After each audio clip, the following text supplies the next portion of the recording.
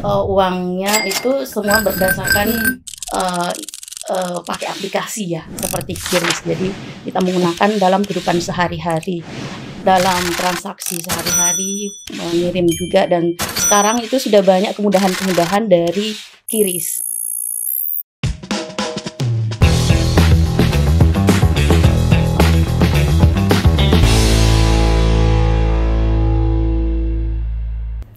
Assalamualaikum warahmatullahi wabarakatuh. Kembali lagi bersama saya, pemirsa Zulkarnain Jumar Taufik dalam program Unhas Speak Up.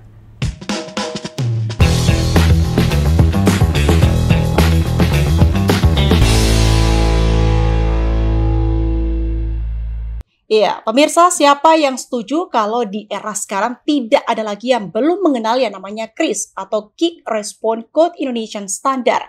Inovasi pembayaran digital dari Indonesia yang memungkinkan transaksi dilakukan hanya satu kali scan. Ya, pemirsa, QRIS awalnya digagas untuk menyederhanakan transaksi dalam negeri. Namun sejauh ini telah menembus batas negara. Tiongkok juga Jepang akan melakukan uji coba terhadap QRIS pada 17 Agustus 2025. Tentunya dengan ini turis Indonesia yang nantinya berkunjung ke Jepang ataupun juga Tiongkok tidak perlu lagi khawatir untuk menukarkan rupiah ke mata uang asing hanya untuk membeli makanan, tiket transportasi, cenderamata ataupun lainnya. Hanya dengan membuka aplikasi dompet digital seperti GoPay, Dana ataupun BCA Mobile bisa langsung memindai QRIS yang tersedia pada merchant lokal dan melakukan pembayaran secara instan. Tentu terlihat sangat efisien dan sangat mudah. Tapi apa sebenarnya makna dan juga tantangan di balik ekspansi ini? Dan tentunya mampukah QRIS menjadi pemain global atau bahkan mampu menggeser dominasi dolar dalam transaksi internasional? Untuk membahasnya di Unhas Speak Up kali ini telah bergabung bersama saya dosen ilmu ekonomi Universitas Hasanuddin ada Ibu Fitri Wati Jaman SE MSI. Assalamualaikum Ibu Fitri. Saya sapanya Ibu Fitri ya Bu? Iya. Oke, gimana kabarnya? Alhamdulillah kabar baik. Ini pertama kali berkunjung di Unhas TV? Iya benar. Gimana rasanya? Wah luar biasa ya, Unhas sudah memiliki studio seperti ini ya. Oke. Tentunya kabar baik juga untuk Bu Fitri. Iya. Nah, berbicara soal QRIS, saya mau tanya, sejauh mana atau sejauh mana Ibu sendiri menggunakan QRIS itu dalam transaksi Ibu? All the time ya. Oke. Jadi sekarang saya menganut sistem, mungkin semua orang menganut sistem uangnya itu semua berdasarkan pakai aplikasi ya, seperti QRIS. Jadi kita menggunakan dalam kehidupan sehari-hari, dalam transaksi sehari-hari, mengirim juga, dan sekarang itu sudah banyak kemudahan-kemudahan dari QRIS ya. Jadi QRIS itu ada 3 sistemnya sebenarnya, ada 2 jenisnya. Yang pertama QRIS itu berdasarkan yang pertama itu merchant, dalam hal ini tokonya itu mengeluarkan seperti print out QR-nya, kemudian pelanggan itu menempelkan handphonenya. Itu yang pertama. Yang kedua, ada juga namanya dari pelanggan, customer itu membuka QR-nya, kemudian nanti akan ditempel dari penggunanya. Jadi ada 2 jenis. Sebenarnya QRIS ini mengalami peningkatan yang sangat luar biasa seperti itu. Mengalami peningkatan, boleh dijelaskan lebih dalam bagaimana itu perkembangan dari QRIS Ibu? Oke, jadi QRIS ini saya mulai dari awal. Ide awal dari QRIS ini di Indonesia itu tepatnya tadi sudah disampaikan bahwa QRIS ini pada tanggal 17 Agustus tahun 2019 ya, itu tepatnya pada saat proklamasi 74 tahun Republik Indonesia. Tetapi efektivitas dalam pengaplikasiannya secara nasional di Indonesia itu dimulai pada tanggal 1 Januari 2020. Artinya tahun 2019 sampai 2020 ini kan masa Covid sebenarnya. Jadi ini ide awal sebenarnya merupakan implementasi dari PC standar pembayaran nasional oleh Bank Indonesia. Jadi bagaimana menciptakan sebuah sistem pembayaran yang efisien, efektif, dan mengurangi kontak langsung, seperti itu. Kemudian ide awal juga yaitu bagaimana meningkatkan inklusi khususnya UMKM. kita ketahui sekarang UMKM di Indonesia itu sangat berkembang pesat, yang mana jumlah toko, jumlah produk yang sudah tersertifikasi itu lebih 1 juta. 1 juta produk yang sudah ada sertifikatnya. Kemudian jumlah pengusaha UMKM itu 925, sekian, hampir 1 juta juga ya jumlah pengusaha di bidang UMKM. Kemudian lebihnya lagi pertumbuhan ekonomi, sumbangan dari sektor UMKM ini terhadap pertumbuhan ekonomi itu sekitar 61%. Itu sangat luar biasa. Kalau dinominalkan dalam bentuk uang itu sekitar 9.500 triliun. Itu jumlah yang sangat luar biasa ya, sumbangan sektor UMKM terhadap pertumbuhan ekonomi nasional.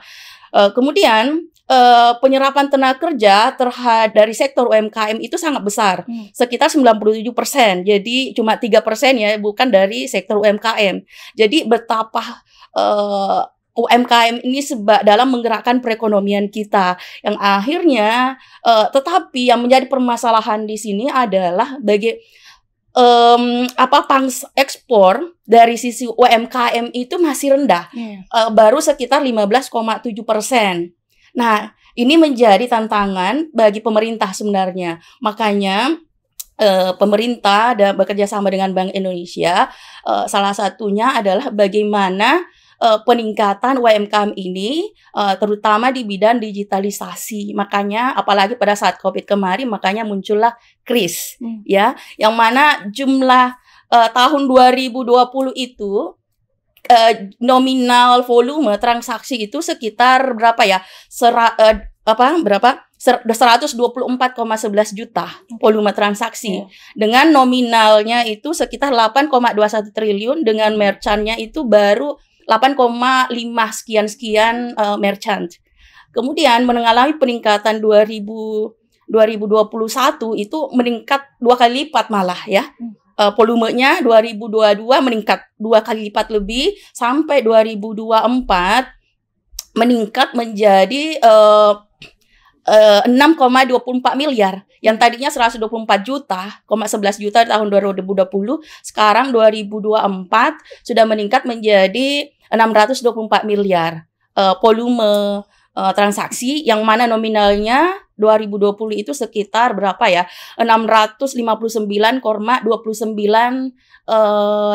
juta dolar, triliun rupiah.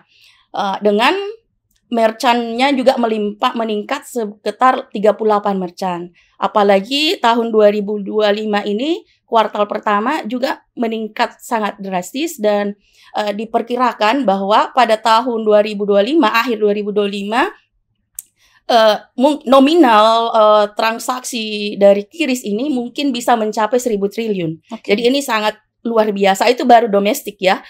Belum kalau kita berbicara kalau misalnya ini sudah terintegrasi dengan negara-negara lain. Nah, seperti itu. Oke, artinya dengan adanya peningkatan tiap tahunnya ini berarti KRIS ini itu memang memberikan manfaat yang besar, khususnya untuk secara nasional dulu masyarakat Indonesia. Benar. Nah, kalau kita lihat tadi di awal, kalau misalnya Jepang dan juga Tiongkok akan melakukan uji coba di 17 Agustus mendatang, artinya mereka melihat bahwa KRIS ini itu punya keunggulan dibandingkan dengan sistem pembayaran digital lain dari negara lain. Itu mungkin bisa dijelaskan sedikit? Oke, jadi KRIS ini mengadopsi sistem yang dilakukan oleh Mastercard dengan Visa sebenarnya. Dan negara lain itu di ASEAN itu sudah banyak juga sistem yang sama. Seperti Malaysia, ada namanya DuitNow, ya kan, DuitNow. Kemudian Thailand ada PronFi, kemudian China ada Alipay sama dengan WeChat Pay. Jadi sudah banyak negara yang mempunyai program yang sama. Cuma masalahnya KRIS itu kelebihannya adalah one for all. Jadi terjadi integrasi antara perbankan dan fintech, dunia digital, begitu terintegrasi, yang mana memberikan cost-nya sangat murah. Itu adalah keuntungan. Kemudian interoperabilitas yang sangat fleksibel. Kemudian di negara lain seperti misalnya China, memang ada seperti Alipay dan WeChat Pay ya, tetapi mereka itu masih kayak semacam dia belum terbuka. Interlinkage-nya belum terbuka, kelemahannya itu. Kemudian kayak di Malaysia, di Thailand integrasinya itu interoperabilitasnya tinggi, tapi yang menjadi kelemahannya itu adalah terintegrasinya itu ke dunia perbankan aja, tetapi ke dunia fintech itu masih kurang. Jadi masing-masing negara ini mempunyai kelemahan masing-masing, yang mana mereka melihat bahwa QRIS yang dipelopori oleh Bank Indonesia, Indonesia ini kayaknya itu agak lebih sempurna dan bisa nanti sudah dilakukan kerjasama dengan mereka ya. Kalau tidak salah Thailand, Singapura dan Malaysia sudah, dan menyusul Jepang. Nah, Jepang ini akan diaplikasikan pada tanggal 17 Agustus ya tahun ini sebagai langkah selanjutnya. Nah, ini sangat memberikan sumbangan positif dari hal dunia fintech aja, bukan cuman itu, tetapi kerjasama bilateral antar negara, ya kan, hubungan yang tentunya akan memberikan dampak pada masing-masing negara. Yang pertama, misalnya pada sisi pariwisata. Pariwisata misalnya antara orang Jepang datang ke Bali khususnya, kemana daerah Indonesia bisa dengan mudah menggunakan QRIS-nya dan dengan sangat mudah, sehingga dengan adanya kemudahan ini bisa aja mendorong tingkat pariwisata datang ya. Kemudian lampaknya bagi Jepang itu juga memudahkan mereka. Orang datang, khususnya warga Indonesia yang datang ke Jepang untuk melakukan misalnya pariwisata, holiday atau apa, maka mereka itu juga akan terbantu karena adanya sistem pembayaran yang efisien, sehingga memungkinkan banyak juga wisatawan Indonesia yang berminat ke Jepang karena agak mudah begitu, mana banyak makanan halal dan segala macam. Jadi tentunya dampak langsungnya itu akan meningkatkan pertumbuhan ekonomi. Ya, seperti itu. Dengan kata lain, selain daripada Tiongkok dan juga Jepang yang akan melakukan uji coba pada 17 Agustus mendatang, memang seperti yang dikatakan tadi Bu Fitri, bahwa beberapa negara tetangga kita itu memang sudah menggunakannya, seperti tadi Thailand, Singapura, dan juga Malaysia. Artinya Ibu melihat bahwa QRIS ini itu memang sudah dimanfaatkan dan juga secara luas di negara-negara tetangga. Benar. Tapi saya rasa in the next future itu Jepang ya. Menyusul kemudian kalau tidak salah Tiongkok. Dengan Uni Emirat Arab. Ya kan, seperti itu. Dan kedepannya nanti itu kan bisa terjadi semakin meluas tingkat ASEAN, mungkin pada masa yang akan datang BRICS juga menggunakan yang sama, atau Meta dan segala macam. Jadi bisa menguasai sistem pembayaran minimal di Asia Tenggara, seperti itu. Oke, kalau nantinya di uji coba khususnya di dua negara tadi, di Jepang ataupun juga Tiongkok pada 17 Agustus mendatang, sudah dikatakan tadi sama Ibu Fitri bahwa salah satu dampak positifnya yang didapatkan oleh negara tetangga kita yang menggunakan QRIS ini itu adalah pada sektor pariwisata. Nah, selain daripada sektor pariwisata, mungkin bisa dijelaskan lagi aspek keuntungan dari negara tetangga kita yang menggunakan QRIS ini, Bu. Yang kedua, pariwisata pertama, banyak faktor sebenarnya. Yang kedua adalah pertumbuhan ekonomi masing-masing negara itu secara tidak langsung akan mempengaruhi. Yang tadi saya bilang bahwa kalau jumlah pariwisata meningkat di dua negara ini, maka roda percepatan uang transaksi itu akan berkembang dan itu akan menguntungkan masing-masing negara dalam hal pembelanjaan. Orang Indonesia membeli barang, misalnya beli oleh-oleh di Jepang, nah itu kan meningkatkan sumber pendapatan Jepang misalnya kan, banyak barangnya, produknya dibeli oleh wisatawan, itu akan meningkatkan income dari UMKM juga di sana. Sama dengan Indonesia, wisatawan datang karena adanya kemudahan transaksi seperti itu, mereka juga membeli misalnya oleh-oleh di Bali atau di berbagai macam wilayah Indonesia. Kemudian mereka membeli misalnya produk-produk UMKM, maka UMKM ini juga akan bergejolak, memberikan pendapatan begitu untuk meningkatkan pendapatan masyarakat yang akhirnya akan meningkatkan pertumbuhan secara nasional gitu. Oke, nantinya kalau KRIS ini digunakan pada lintas negara, kira-kira Bu, Mm-mm. apa sih tantangan yang akan dihadapi oleh pemerintah kita sendiri itu? Iya, jadi memang segala kebijakan yang diambil oleh pemerintah itu ada dua sisi ya. Iya, Yang positif. pertama tadi yang saya sudah kemukakan itu adalah sisi positifnya. Tapi bukan sisi negatif ya, Iya, cuma cenderung kepada iya, tantangan tantangan. dari pemerintah Indonesia, khususnya Bank Indonesia, yaitu adalah ada beberapa, apalagi adanya kecanggihan teknologi sekarang, yaitu yang pertama keamanan cyber. Ya kan, bisa aja ada di-hack atau apa. Nah, itu harus. Nah, oleh karena itu, untuk mencegah itu harus ada standarisasi teknik secara global. Jadi harus dibuat standarisasi secara global yang mungkin agak lebih aman untuk transaksi lintas negara. Apalagi kalau misalnya cakupan negaranya semakin banyak. Jadi kemudian tantangan selanjutnya selain dua hal itu adalah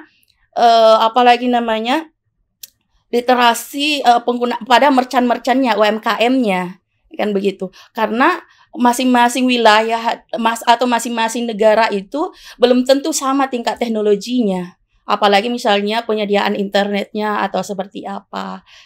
Kemudian oleh karena itu pemerintah harus meningkatkan kerjasama bilateral antar semua negara yang ada. Oke, tentunya tapi meskipun ada tantangan, kita lihat berapa besar dampak positif Iya, yang benar. dihadirkan oleh KRIS jika digunakan oleh negara-negara tetangga dan juga secara global gitu. Iya, benar. Dan tentunya kita setelah tadi mendengarkan bagaimana tantangan yang dihadapi oleh pemerintah Indonesia, tentunya kita akan mengetahui dampaknya yang dirasakan oleh diaspora Indonesia sendiri yang ada di luar negeri. Namun setelah jeda yang satu ini. 3, 2, 1.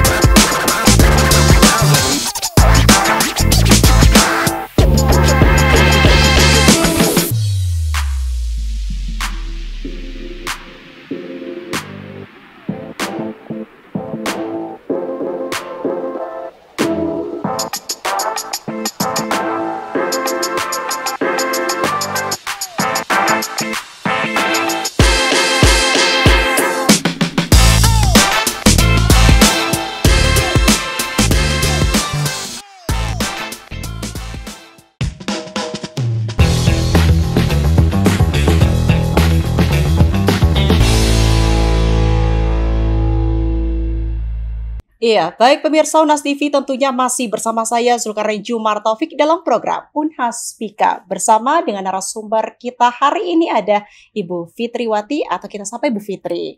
Nah, Ibu Fitri, kita sudah tadi membahas bagaimana sih dengan kemudahan KRIS ini memberikan banyak dampak positif, tapi tentu kita tidak boleh lupakan bahwa ada tantangan yang harus dihadapi pemerintah. Tapi itu mah gampang nanti diatasinya Ibu ya. Nah, kita lihat bagaimana sih sebenarnya dampak terhadap aktivitas ekonomi diaspora Indonesia yang berada di luar negeri terhadap KRIS ini nantinya, Bu. Ya, jadi karena saya pernah jadi diaspora ya di Jepang selama 4 tahun, jadi pada saat itu kami masih menggunakan ya seperti biasanya. Tapi dengan adanya nanti yang diresmikan pada tanggal 17 Agustus tahun ini, pasti akan lebih memudahkan. Dalam hal ini diaspora di sana akan bisa memudahkan dalam hal transaksi, pengiriman uang ke dalam negeri ke Indonesia, kemudian misalnya mereka membeli barang untuk dikirimkan ke Indonesia bisa.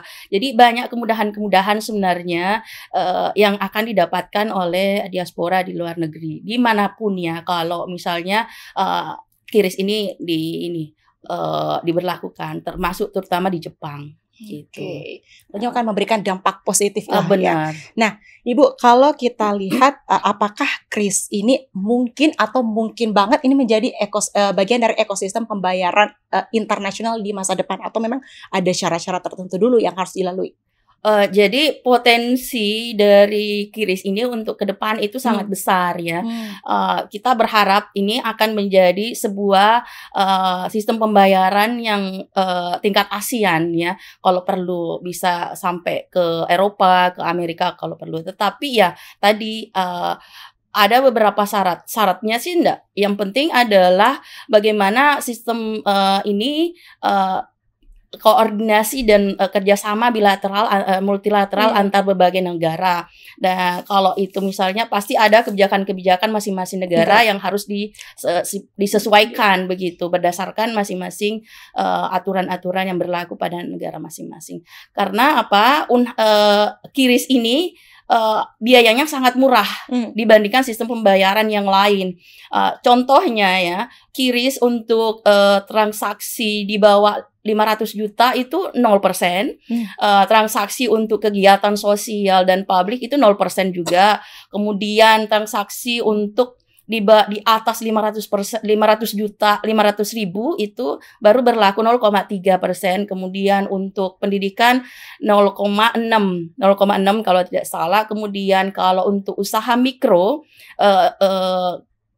menengah, mikro menengah itu paling tinggi itu 0,7%. Jadi ini sangat digemari pasti, bukan cuma domestik Indonesia, tapi ini menjadi peluang dan daya tarik sebenarnya bagi negara-negara lain untuk memberlakukan sistem QRIS ini di negara mereka pada masa yang akan datang. Dan tentunya harapan kita sistem pembayaran ini adalah demokrasi keuangan sistem pembayaran Indonesia yang akan berlaku secara internasional. Dan saya temukan lagi satu bahwa dari segi biaya transaksi itu juga menjadi salah satu kelebihan dari QRIS. Benar, ya. benar. Nah, artinya QRIS ini akan berpotensi secara mendunia nantinya. Nah, apakah ada indikator yang bisa kita gunakan untuk menilai kesuksesan ataupun kegagalan dari QRIS ini sendiri, Bu? Indikatornya saya rasa ya karena dari tadi saya sudah jelaskan bahwa peningkatan dari tahun 2020 sampai kuartal pertama 2025 itu peningkatannya cenderung 2 kali lipat. Iya kan? Dengan asumsi ya kita berharap pada masa yang akan datang peningkatan ini akan semakin besar ke depan. Tentunya ditunjang oleh berbagai macam kebijakan pemerintah yang mendukung seperti regulasi yang mudah seperti itu. Ya saya rasa akan memberikan prospek yang cukup besar ke depan. Oke, tentunya dengan potensi yang dimiliki oleh QRIS ini secara global nantinya insya Allah pasti bisa saja menimbulkan kekhawatiran khususnya bagi negara di Amerika Serikat. Karena kalau misalnya ekspansi dari QRIS ini semakin meluas, itu artinya bisa saja dolar itu semakin menurun. Nah, menurut Ibu, apakah hal ini mungkin saja terjadi ke depan? Jadi memang banyak isu sekarang, bukan isu ya lagi, bahwa Amerika melalui USTR-nya, United States Trade-nya menyatakan bahwa memberikan protes kepada pemerintah khususnya mereka ada kekhawatiran terhadap QRIS ini karena mereka ada juga sistem pembayaran yang sudah ada di Indonesia yaitu Visa dan Mastercard. Ya. Kekhawatiran itu boleh aja, tetapi pangsa pasar QRIS dengan Visa dan Mastercard itu berbeda, ya. QRIS itu lebih cenderung ke domestik yang tadinya yang mana sekarang sudah dilirik oleh negara lain. Kemudian pangsa pasarnya itu lebih cenderung kepada lebih banyak ke yang paling kecil, UMKM paling kecil dan segala macam dengan segala kemudahan. Kemudian kalau Visa itu lebih kecenderungan pada transaksi yang lebih besar. Karena kalau tidak salah QRIS itu tahun 2025 ada limitnya. Limit transaksi kalau tidak salah itu sekitar 20 juta maksimal. Sedangkan Visa kan bisa banyak kan. Dan kemudian Visa itu bisa secara internasional. Cakupannya sudah luas. Jadi mestinya memang ini menjadi kekhawatiran Amerika sebenarnya kalau QRIS ini berkembang sangat cepat dan sangat signifikan yang mungkin akan menggerus penggunaan Visa dan Mastercard, khususnya di negara-negara yang nanti akan bekerja sama dengan Indonesia. Karena apa? Kenapa kekhawatiran ini saja bisa muncul? Karena apa? Dengan penggunaan kris, kita menggunakan mata uang lokal. Jadi sudah tidak lagi menggunakan dolar. Jadi ada pengurangan penggunaan dolar itu. Kalau eskalasinya sangat besar, maka penggunaan dolar itu akan semakin berkurang. Nah, itu mungkin kekhawatirannya. Tetapi dari sisi pangsa pasar itu memang berbeda, dan sekarang Visa dan Mastercard di Indonesia itu peningkatannya juga sangat signifikan, meskipun ada penurunan penggunaan karena adanya kris tadi. Tapi mungkin tidak perlu dikhawatirkan terlalu banyak ya. Tetapi pemerintah Indonesia dalam hal ini Bank Indonesia itu membuka ruang diskusi, ruang kerjasama, sehingga bisa terjadi sebuah kebijakan baru atau program baru yang mana kris dan Mastercard dan Visa bisa collab. Itu bisa aja terjadi. Jadi tidak ada kayak seperti bersaing atau seperti apa. Oke. Selain daripada kalau misalnya tidak ada ajakan kerjasama misalnya, nah bagaimana sih dampak lain selain daripada penurunan ini terhadap dominasi dolar itu sendiri, Bu? Ya, dampaknya kalau misalnya dominasi dolar, maka cenderung negara-negara sudah akan mengurangi penggunaan dolar, sehingga nilai dolar itu akan menjadi melemah. Karena apa? Kekuatan ekonomi Amerika itu karena dari nilai dolarnya yang cenderung mulai peningkatan. Nah, mereka kalau nilainya menurun, maka itu akan berdampak secara signifikan terhadap pendapatan mereka sendiri, seperti itu. Nah, itu yang dikhawatirkan. Kalau kris ini menguasai, misalnya apalagi sampai menguasai seluruh dunia, nah posisi dolar akan tersingkirkan. Ya, seperti itu. Oke, kalau dikatakan tadi bahwa salah satu kekuatan dari anggaplah Amerika Serikat itu adalah ada pada dolarnya.